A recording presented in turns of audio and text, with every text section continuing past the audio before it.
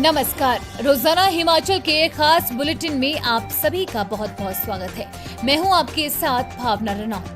चलिए जानते हैं खबरें विस्तार से। भराड़ीघाट शालाघाट हिस्से का टेंडर मार्च में होगा जारी। 3 सुरंगों का होगा निर्माण। शिमला मटौर 4 लेन परियोजना के तहत भराड़ीघाट शालाघाट 4 लेन का टेंडर मार्च 2025 तक जारी किया जाएगा। 12.5 किलोमीटर लंबे इस 4 लेन में 3 सुरंगें बनाई जाएगी, जिनकी लंबाई लगभग 3.5 किलोमीटर होगी। इस परियोजना पर 1,000 करोड़ रुपए से अधिक की लागत आने का अनुमान है। NHAI के मुताबिक परियोजना की DPR तैयार कर दी गई है। अंबुजा कंपनी दाड़ाघाट 1 हफ्ते तक रहेगी बंद। धुआं और धूल निकलने पर लिया गया निर्णय। अंबुजा सीमेंट प्लांट दाड़ाघाट में निकल रहे धुएं और धूल की समस्या के चलते कंपनी 1 सप्ताह तक बंद रहेगी। कंपनी ने 1 सप्ताह का शटडाउन लेने का निर्णय लिया है। इस दौरान यहां न तो सीमेंट बनेगा और न ही क्लिंकर तैयार होगा। हालांकि कर्मचारियों को कोई छुट्टी नहीं होगी। वे मैकेनिकल स्टाफ के साथ कंपनी में आएंगे। 1 सप्ताह तक कंपनी में सभी कलपुर्जों की सफाई की जाएगी। साथ ही धुआं निकाल रहे पुर्जों को भी ठीक किया जाएगा ताकि धुएं की समस्या खत्म हो सके। सरकारी स्कूलों में घटी बच्चों की संख्या। इस साल 54,000 कम दाखिले, रिपोर्ट में खुलासा। शिक्षा के क्षेत्र में गुणात्मक सुधार के सरकारी दावों के बीच सरकारी स्कूलों में हर साल दाखिलों में गिरावट जारी है। प्री प्राइमरी से लेकर 8वीं कक्षा तक के दाखिलों की यूडाइस प्लस रिपोर्ट में सामने आए आंकड़ों ने सरकार की चिंता बढ़ा दी है। जनवरी की ग्राम सभा में 1,500 रुपए के आवेदनों का सत्यापन करवाने की तैयारी। हिमाचल में महिला सम्मान निधि योजना में 18 से 60 वर्ष की आयु वर्ग की 788.784 महिलाओं ने आवेदन किए हुए हैं। आवेदनों की प्रक्रिया अभी भी जारी है। वहीं अभी जनवरी 2025 में होने वाली ग्राम सभा की बैठक में 1,500 रुपए की योजना के आवेदनों का सत्यापन करवाने की तैयारी है। स्पीड स्केटिंग, फिगर स्केटिंग और आइस हॉकी के लगेंगे कैंप।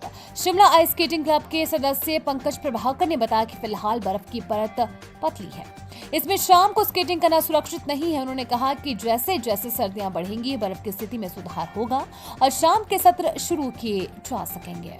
16 दिसंबर को तपोवन का दौरा करेंगे विधानसभा अध्यक्ष कुलदीप सिंह पठानिया।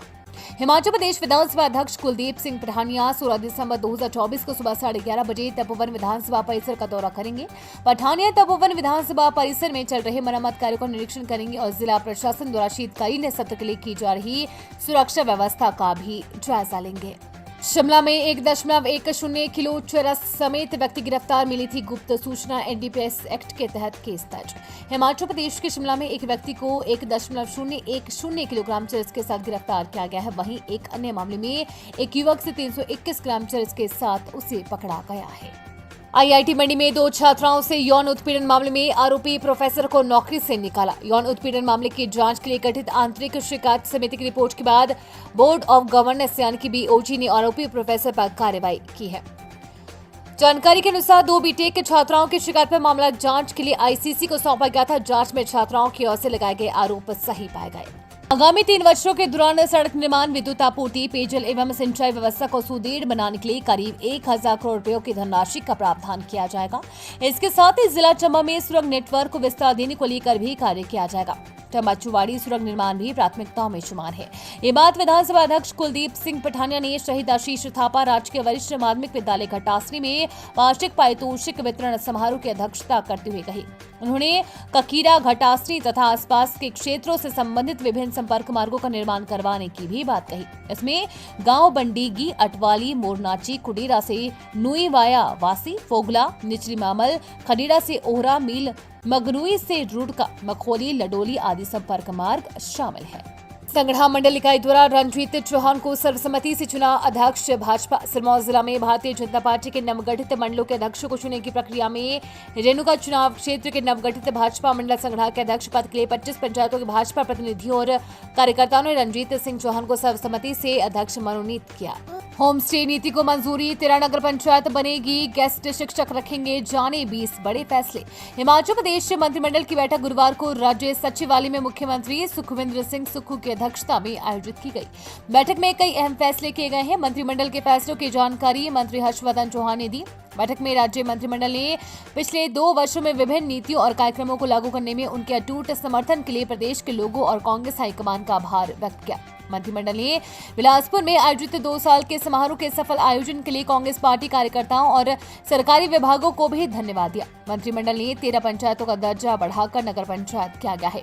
मंत्रिमंडल ने शिमला जिले के समेत व रामपुर कुल्लू जिले के जाओ, बागीपुल, निरमंड और मंडी जिले के टिक्कम, थालू कोट सहित आपदा प्रभावित क्षेत्रों को विशेष राहत पैकेज देने का निर्णय लिया। इस पैकेज के अंतर्गत पिछले वर्ष की तरह प्रभावित परिवारों को पूरी तरह क्षतिग्रस्त हुए घरों के लिए मुआवजा राशि को 1.5 लाख रुपए से बढ़ाकर 7 लाख रुपए किया जाएगा।